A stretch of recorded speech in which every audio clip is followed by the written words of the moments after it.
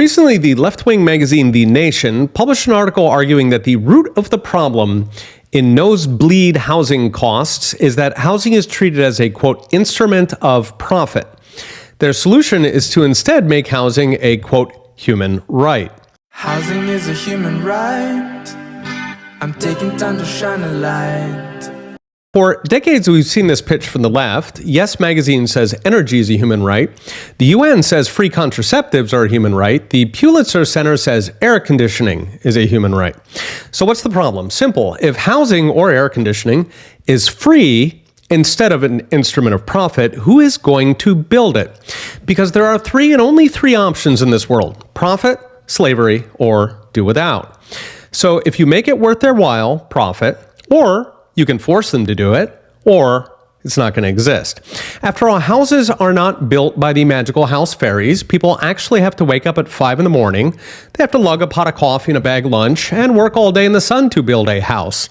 Other people have to save up money, skip the family vacation, pinch pennies so they can lend their money to home builders who pay those workers until the house is done.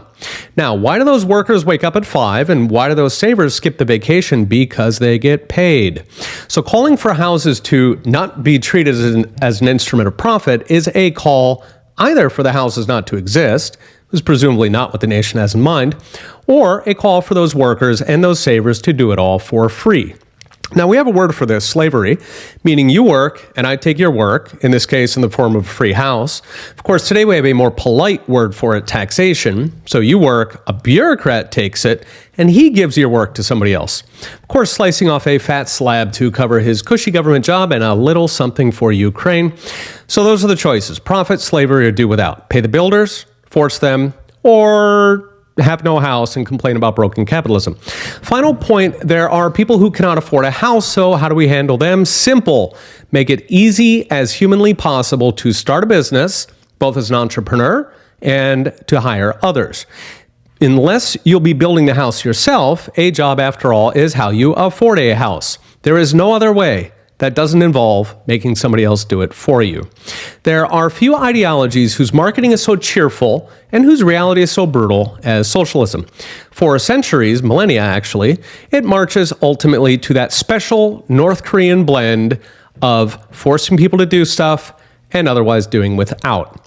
Unfortunately, our education and media have been seized by socialists who've brainwashed significant portions of Americans, including many who vote. Ben Franklin once said, "Experience keeps a dear school, but fools will learn in no other." Creeping socialism will eventually wake these people up. As the shortages multiply, the prices become ever more outrageous, and the gulf widens between what you earn and what you keep. Eventually, even the brainwashed legions can see with their own eyes. Unfortunately, the rest of us are forced to join them on their magical journey of discovery of the true meaning of socialism. Okay? We'll be watching. See you next time.